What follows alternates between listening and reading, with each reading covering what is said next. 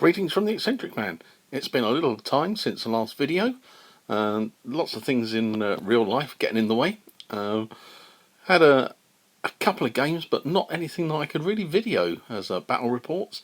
Not unboxed any games, but I thought what I'll do is have a little look at paint and glue miniatures.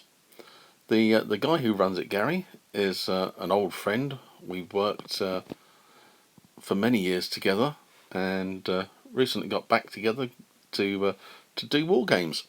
And he set up his own 3D printed model company. So I thought it'd be nice to have a little look at some of the models, and he brought them down to Lost Ark Games in Stevenage when we were playing a game. So I took a few photos of them, and what I'm going to do is share them with you here.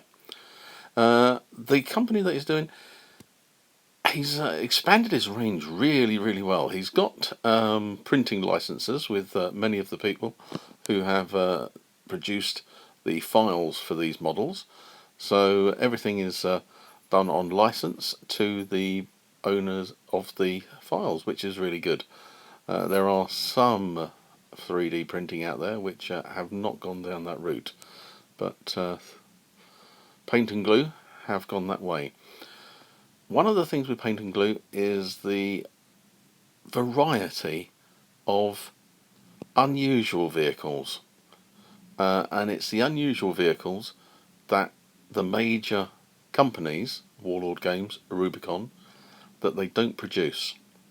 So if you're thinking or looking at an army and it's not in the Warlord range, or it's not in the Rubicon, have a look at paint and glue.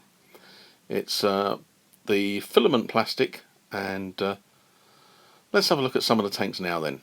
So here you can see one of the Matildas, and it looks like it's got the CS gun, and here we got one of the Germans with the auto cannons.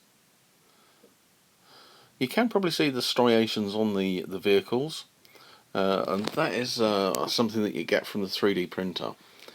It is something that people are, to a degree, sometimes it's a little bit like Marmite. Here's one of the ones that are painted. Marmite, you either love it or hate it. I am one of these things where I think, oh, perhaps I don't like the striations.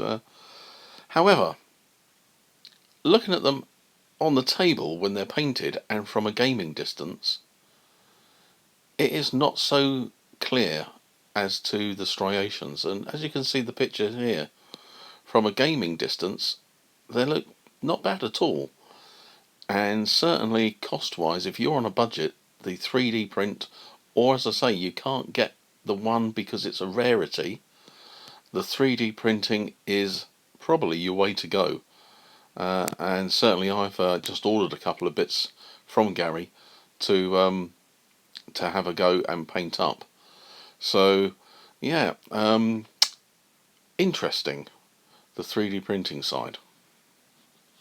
Recently, Nick from Two Fat Lardies ordered a number of vehicles from Paint and Glue Miniatures, and he's got a review on the Two Fat Lardies Oddcast, so check that out if you haven't already done so.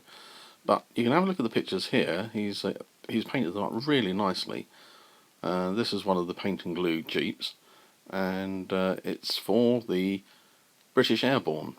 And there's Two Fat Lardies are going to be bringing out a supplement for Market Garden very shortly, towards probably the end of this year. But here you can see a comparison of the Warlord Jeep in the middle, and the Paint and Glue Jeeps are surrounding them.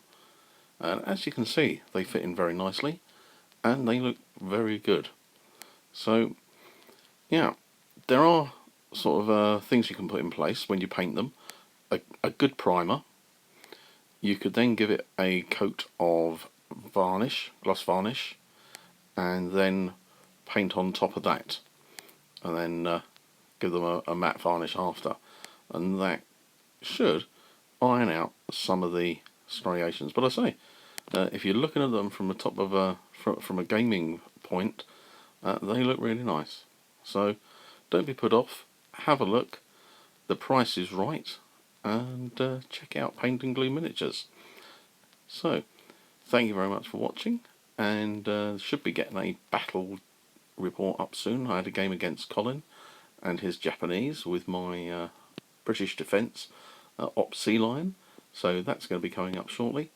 And got a video to do on my 6mm British Napoleonic Peninsula troops. So that's in the pipeline and coming along. Anyway, take care. Give it a thumbs up if you liked it. Subscribe if you're not. And hopefully soon get some more videos up. Unfortunately, probably not games, as I've got an operation on my shoulder coming up next week, and that's gonna cause a little bit of problem for gaming. Anyway, speak to you soon, and take care.